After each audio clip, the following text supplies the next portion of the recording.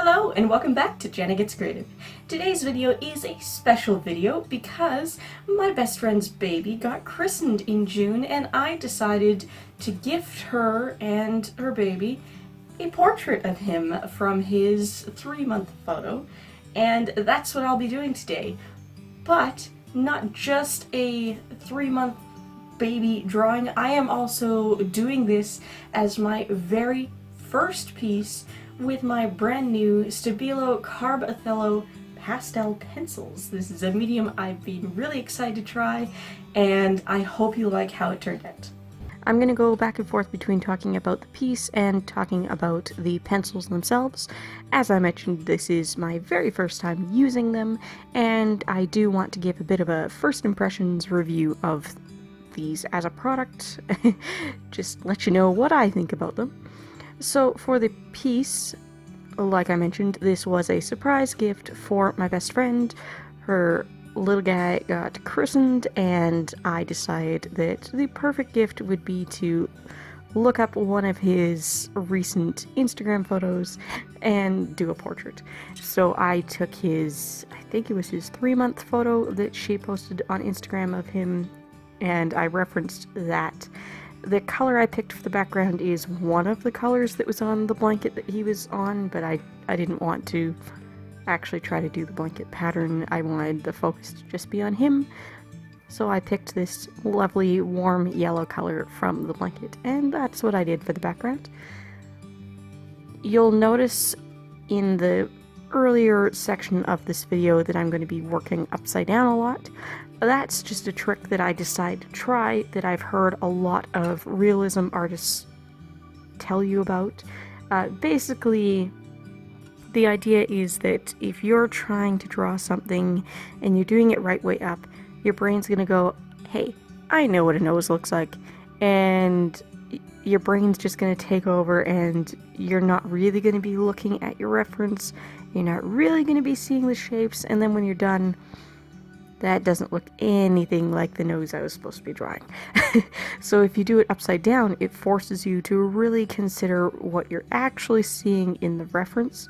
So for the first couple of layers, getting the basis down where I wanted the highlights and shadows to go, I did work upside down just to really make sure I was paying close attention to the reference photo. And then when I was going in, getting it darker and darker and getting, you know, the finer details in there, I did give up on that and work mostly upright. You're also going to see 1 or 2 spots later on where it'll jump a bit, and that's just because there's a couple of points where I really felt like I needed to get really up close and personal, and my head would have just been in the way, so I didn't record for 10-20 minutes a couple of times. All in all, this piece, it's 5 by 8 inches, 8 by 5, 5 by 8. I'm not sure which dimension you're supposed to list in what order.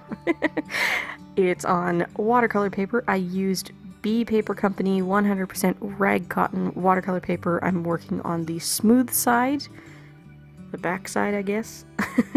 And I did trim the paper a little bit. It comes pre-cut at 6 by 9, I believe, but I looked up common frame sizes, and 5 by 8 was one of them. And then the only good frames I could find when I went down to the store at the end of the road were 5 by 7, so it worked. It wasn't that much of a difference. I did block off a bit of a border anyway, as if the picture was matted, so it worked. But anyway, I'm telling you the dimensions because this did take about 5.5 hours all said. I have sped it up a lot, obviously, and I'd say that's one of the pluses of this type of pencils versus more traditional colored pencils. To do this in colored pencil, I would have taken at least 3 times that long, but pastels just, it's so much faster. You get a lot more coverage a lot quicker. And so yeah, I did work on this over 3 different sittings, 3 different days, but in total, according to my raw footage, 5.5 hours. And yeah, that's amazing. I never would have been able to do such a detailed piece, even at this smaller size, in traditional colored pencils, pencil crayons for my fellow Canadians. To do it in this time, just no, that wouldn't happen. So, big plus for pastel pencils. I haven't done a whole lot of pastel work since I was in like elementary school, and last year I picked up some Pentel Arts oil pastels, which I believe are lower end quality anyway. I don't think they're meant to be artist quality pastels. They were an add-on item on Amazon, so they were really cheap, and we all know the artist quality products are not cheap. But the few things I've tried to do in those, I really don't think I am meant to be doing anything in oil pastels. I don't think I have any business using that medium. Oil pastels and I do not get along, but chalk pastels and soft pastels, those I do like, those I do get along with. And to have the control and the finer detail points of a pencil, but be working in pastel, yes, perfect, love it. So this little guy, my best friend's son, as you may or may not be able to tell at this point, it took a lot of building up to get the skin tone right.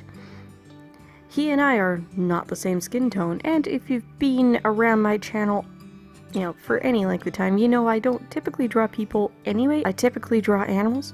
So this was quite the learning experience, figuring out exactly how dark I could go with my shading and still have it look right, and also just how light was not correct. Yeah, I've never had the opportunity to attempt to do this skin tone. It was both my first time doing pastel pencils, it was my first time really trying to do a photorealistic portrait not in just charcoal, and it was also my first time doing a skin tone that's significantly darker than my own. So overall, quite the learning experience. I am so glad it worked out as well as it did, because, that's a lot of new things all at once. Stabilo's pastel pencils here, the CarbOthello, they're not all completely light fast. They are pretty good. This is a higher end artist quality supply, but not all of them are perfectly light fast. So after I was done, after I put my fixative on it, I did also put on a UV protective sealant.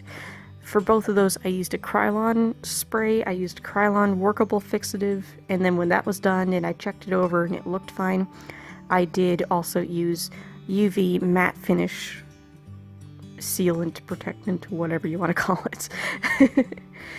If you've used pastel pencils before, or if you want to try them, if you use other sorts of pastels, let me know in the comments down below. I'm really interested in what sort of brands you prefer, since this is my first experience with the medium. I'm interested in trying Derwent's pastel pencils. I'm interested in trying Faber-Castell's Pitt pencils. There's Pitt pastel pencils, but then they also have Polychromos pastels. What's the difference? Do you use them? What do you think of them? And have you ever done pastels in combination with colored pencils? Because that's something I'm going to be trying out as well. Really interested in trying that. And after I've shown this to people, everybody's been telling me I have to do my own daughter next, have to do Dorothy, so you'll definitely be seeing at least one more baby portrait in these pastel pencils in the near future, because I am going to do my daughter. By the way, if you're new here, please do subscribe and ring the bell for notifications. I upload every Tuesday and Thursday at minimum, and sometimes I have bonus videos as well. I'm an art channel, as you can probably tell, but I also do crafts tutorials and related product reviews occasionally. And yeah, so subscribe for that as well. If you like this video, don't forget to hit like and leave a comment down below. It really helps. I love reading your comments, and I do my best to reply as soon as I can, within the week at the latest, generally. Unless it goes to spam and for some reason Creator Studio doesn't show me for a month. But I do reply. So moving on to this little guy's outfit now. I have finally finished his face, the skin tone. You may have noticed that jump there near the end of working on the face, where I had done a little bit of finishing up off camera. Didn't realize until watching the footage back that that jump was so late in the working on the face part. Sorry about that. Really, it was just smoothing some pieces out, getting some highlights back in. Not a whole lot. Totally interesting. You really didn't miss much. So, for his outfit, in the picture I'm referencing, he was wearing this white onesie with suspenders. Some countries call them braces. We call them suspenders. Again, it was interesting just trying to figure out how much grays and blues I could put in there for shadows to get the folds of the fabric without straying away from the fact that it's a white outfit. But again, these pastels, they blend so well. It was really easy to do it. I'm using just your typical paper blending stumps, tortillons they're called. And mostly with the pastel pencils, I sharpened them in my actual sharpener. I used my Mitsubishi hand crank sharpener. Sometimes I put a little bit of a tip back on it with the sandpaper sanding block you've seen popping in and out of the frame.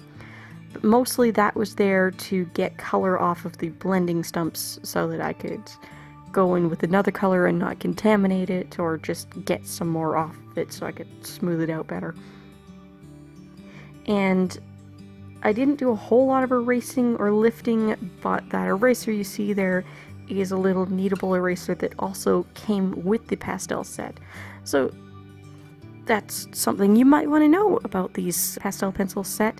It does come with a sharpener, it comes with a small kneadable eraser, and it comes with a single tortillon blending stump.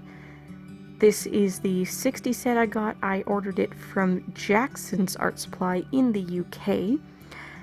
My fellow Canadian artists out there, you've probably heard me give this tip before, but if you can't find what you need locally and prices on Amazon aren't what you're hoping they are, you can't find a Canadian retailer who will sell it to you online and ship it out, ordering from the UK is actually cheaper in the long run than ordering from the States. You're not going to get dinged with import fees as often. So anyway, there we go. Thank you so much for watching. I will be back on Thursday with another of my No Box Art Box videos. Hope you'll come back for that, and I hope to see you in the future. Bye guys.